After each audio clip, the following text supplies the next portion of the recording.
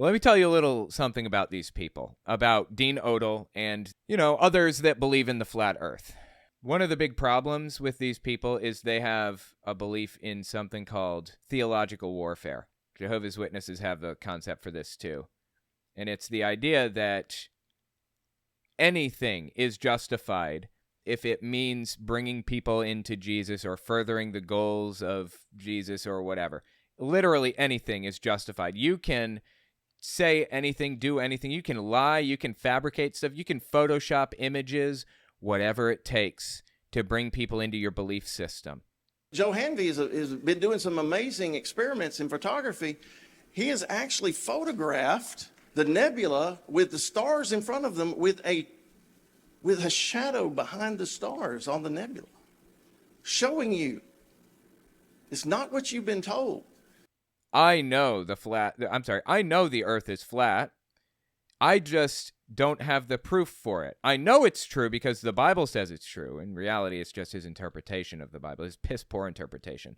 But since I know it's true, making up some images, photoshopping some pictures, and claiming that I have government documents that claim this, and claiming that Russian soldiers revealed that and whatever, all of that's okay. It's a lie, but it's an acceptable lie because it's furthering the goals of Jesus. And who determined what Jesus' goals were? Well, I did, of course. That's the whole mindset. And it leads to absurdity. It leads to a situation where you can literally convince anybody of anything. You can come to any conclusion. There is no conclusion that is too outlandish for these people. Because they decide what the Bible says. They decide what interpretation is correct. And they are willing to lie to convince people of it. Insane. This is not a good way of coming to true conclusions. A while back, I've had this philosophical conversation with some people, a few people now. And it goes like this. Jehovah's Witnesses sit at the subway station near my house every day.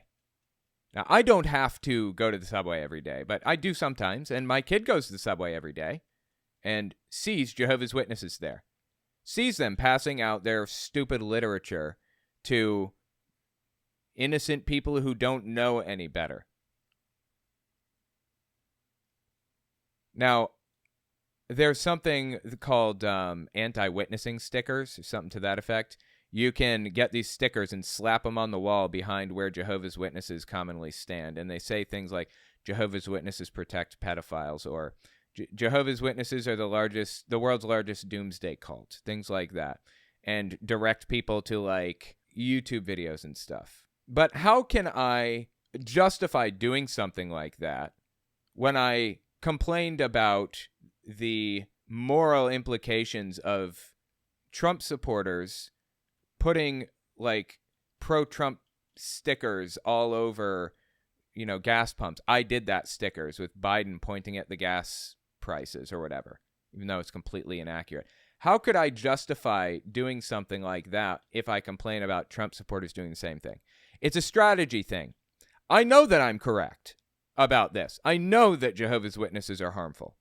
Now, personally, I don't think there's anything wrong with it, actually. It's a public space, and you can put whatever you want up in a public space.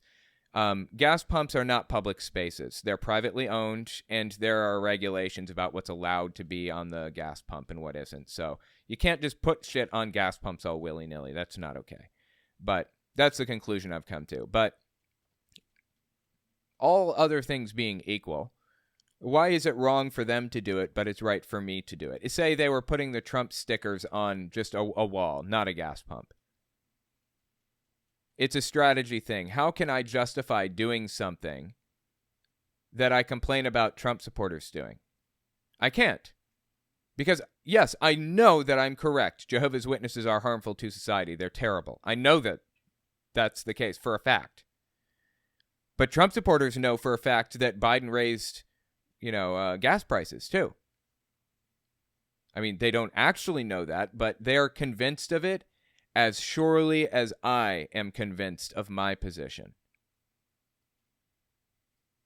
Since I and, Dean Odell, for example, are both equally as convinced of our positions, we have to find common rules that we can agree on, that we can agree not to cross certain boundaries.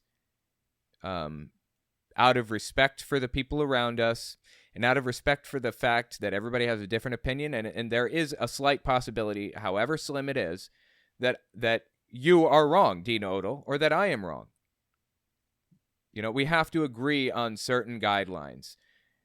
Dean Odell's giving up on those guidelines. He's done. He doesn't care. He doesn't believe any of it. He will lie, cheat, manipulate, steal, whatever. So will Jehovah's Witnesses. Whatever it takes to convince people that they're correct and you are wrong.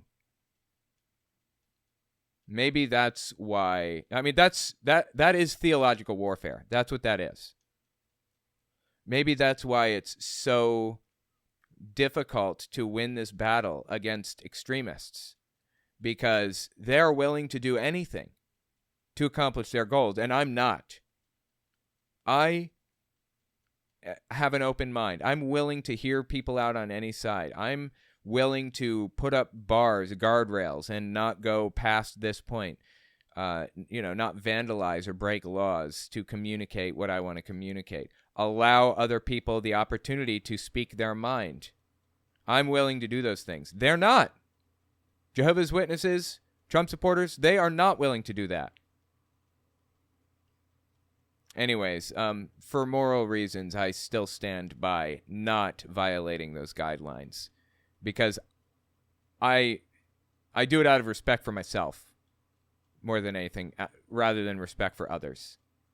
So, anyways, the point is, this guy has no respect for basic guidelines when it comes to debate. As I was saying, he is willing to lie, cheat, or manipulate images. He's willing to Photoshop stuff to convince people that he's correct. You can't trust an image that comes out of his, library. You. It's not what you've been told. Matter of fact, NASA artists do most of what you think is space and planets and all this stuff is NASA artistry. And it's just a lie. He's just lying. And again, the Bible says do not lie, but it also says anything's justified to further the goals of God. And what are the goals of God? What Dean Odell defines them to be. So he's created a nice little circular loop for himself where he can lie all he wants about anything that he wants because God is telling him to, and he determines what God is telling him.